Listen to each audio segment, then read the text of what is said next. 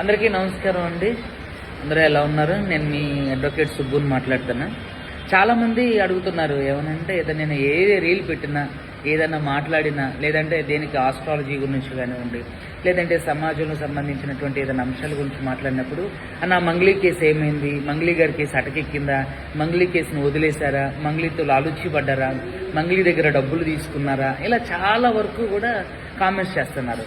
అందరికీ దయచేసి నేను ఈ రీల్ ద్వారా నేను తెలియజేసేది ఏంటంటే, నేను ఎక్కడ కూడా మంగ్లీ గారులకి లొంగలేదు. వాళ్ళు నాకు కోట్లలో ఆఫర్ చేసింది మీ అందరికీ తెలుసు, నేను రిజెక్ట్ చేసింది తెలుసు. స్టిల్ ఇప్పటికీ కూడా నేను మంగ్లీ గారు నా మీద పెట్టినటువంటి అక్రమ నిరాధారమైనటువంటి కేసులకు కూడా తిరుగుతూ ఉన్నాను. ఇప్పటికీ కూడా మీరు చూసుకున్నట్లయితే సిటీ సివిల్ కోర్టు చెత్తా బజార్, దాన్ని మదీనా అంటారు, ఆ కోర్టులో second chief additional metropolitan magistrate కోర్టులో ఇప్పటికీ కూడా ఆమె వేసినటువంటి కేసు ప్రధాన మీడియా ఛానల్తో పాటు నా మీద కూడా A17గా వేశారు. స్టిల్ ఇప్పటికీ నేను తిరుగుతూనే ఉన్నా. ఆమె మీద నేను వేసిన కేసులు కూడా ఇప్పటికీ స్టిల్ రన్ అవుతున్నాయి. ఆవిడ కూడా తిరుగుతుంది. నేను ఇక్కడ ఒకటే కోరుకుంటున్నా ఏంటంటే, మంగ్లీకి ఎందుకని మీరందరూ ఎంటర్టైన్ చేస్తున్నారు? ఈరోజు వాళ్ళెవరో వీళ్ళెవరో అన్యాయం చేస్తే నిలదీసి కడిగి ఆరేస్తున్నటువంటి ప్రజలు ఎవరైతే ఉన్నారో, మరి ఎందుకని మంగ్లీ గారు ఈరోజు బహిరంగంగా పాటలు పాడడం కానివ్వండి, బహిరంగంగా ఇప్పుడు మొన్న చూస్తే బోనాలకు వచ్చారు, మరి ఆ తర్వాత సింగరేణి కాలనీలో తీజ్ ఫెస్టివల్కి వచ్చారు. ఎందుకని మరి ఒక కల్ప్రిట్ని మీరు ఎందుకని ఎంటర్టైన్ చేస్తున్నారు? ఆవిడ ఇన్ని ఆరోపణలు ఎదుర్కొంటున్నటువంటి వ్యక్తిని మీరు ఎందుకు ప్రశ్నించట్లేదు? ఎందుకని మంగ్లీకి అవకాశాలు కల్పిస్తారు? మొన్న అమెరికాలో జరుగుతున్నటువంటి సభలకి, తానా సభలకి, ఏవో అమెరికాకు సంబంధించినటువంటి సభలకి ఆవిడకి ఆహ్వానం ఎందుకు ఇస్తున్నారు? నేను దయచేసి ఇంటర్నేషనల్ ప్రోగ్రామ్స్ కండక్ట్ చేస్తున్నటువంటి ప్రతి తెలుగు ఆర్గనైజేషన్స్కి చేతులెత్తి మరి నమస్కరించి ప్రాధేయపడేది ఏంటంటే, ఈ కేసులో నిజానిజాలు తేలేంత వరకు మంగ్లీ గారికి ఎటువంటి అవకాశాలు ఇవ్వకండి. ఆల్రెడీ సంపత్ నాయక్ గారు మేమందరం కలిసి అక్కడ ఫిలిం ఛాంబర్లో కంప్లైంట్ చేయడం జరిగింది.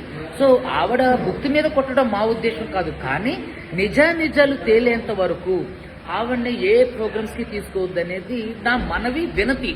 So what ever it is, నేను ఏంటంటే అందరికీ, సమాజంలో అందరికీ నేను జవాబుదారీగా ఉన్నా కాబట్టి నేను కేసు డీల్ చేసినప్పుడు నాతో ఎంతోమంది తెలుగు ప్రజలే కాకుండా మా న్యాయవాద అంటే అడ్వకేట్ ఫెటర్నిటీ, అదేవిధంగా ఉస్మానియా యూనివర్సిటీ పెద్దలు అందరూ కూడా మాకు అంత సపోర్ట్ చేసి ముందుకు నడిపించినటువంటి ఉస్మానియాకి కూడా నేను సమాధానం చెప్పాలి కాబట్టి ఈరోజు నేను ఈ వీడియో చేస్తాను. ఎందుకని మంగ్లీ గారిని ఎంటర్టైన్ చేస్తున్నారు, ఎందుకని మంగ్లీ గారు అరెస్ట్ కావట్లేదు అని అడగండి. దయచేసి మంగ్లీ గారిని కూడా పోస్టు ద్వారా అడగండి. అదేవిధంగా ఎవరు ఆ కేంద్ర మంత్రి, ఎందుకు ఆయన పేరు చెప్పి ఈవిడ పబ్బం గడుపుతున్నారు? ఎందుకు మరి నాకు ఆవిడ ఏ తప్పు చేయకపోతే వాళ్ళ డ్రైవరు ఎవరైతే రమావత్ మధు డ్రైవర్ చెప్పినటువంటి అంశాలన్నీ ఏమైపోయినాయి? ఆ డ్రైవర్ ఇప్పుడు ఎక్కడికి వెళ్ళిపోయిండు? ఎందుకు తను ఎవిడెన్స్గా రావడం లేదు? అతనితో ఎవరు లాలుచి చేయించారు మంగ్లీ గారికి? ఇవన్నీ కూడా తేలాలి, అడగండి. అడ్వకేట్ సుబ్బుకు ఎప్పుడు కూడా నిజాయితీగా నిలబడి స్టిల్ ఇప్పటికీ కూడా నేను, తిరుమల్, అదేవిధంగా మిగతా బాధితులందరూ కూడా కొట్లాడుతున్నారు. నేను ఇంకో విషయం అందరికీ తెలియజేయాల్సింది ఏంటంటే, ఎవరైతే పాల్దీ తండాకి సంబంధించి దేవరకొండ, నల్గొండ ఈ సంబంధించినటువంటి వ్యక్తులు ఎవరైతే ఉన్నారో వాళ్ళందరినీ మేము అంటే ముందుకు తీసుకెళ్ళడానికి ప్రయత్నం చేసినప్పుడు వాళ్ళ పర్సనల్ ఇష్యూస్తో వాళ్ళు ముందుకు రాలేదు. సరే, వేరే అడ్వకేట్స్ త్రూ వెళ్ళినటువంటి నో ప్రాబ్లం, కానీ వాళ్ళు కూడా నేను అందరికీ కలిపి బాధ్యత వహిస్తానని చెప్పి ప్రజలందరూ అనుకుంటున్నారు. మొదటి నుంచి కూడా నేను కేవలం దేవరకొండకి సంబంధించి, నల్గొండకు సంబంధించి, మిర్యాలు కూడా ఈ బాధితులకి నాకు ఎటువంటి సంబంధం లేదండి. నేను ఇప్పటికీ కూడా గద్వాల్, మహబూబ్ నగర్, కర్నూలు, ఆదోని, డోన్, తర్వాత బెంగళూరు వీళ్ళకి సంబంధించి మాత్రమే నేను ఒక్కళ్ళతో పుచ్చుకొని చేస్తున్నా. ఈ విషయం కూడా ప్రజలందరికీ క్లారిటీ ఇవ్వాలంటున్నా.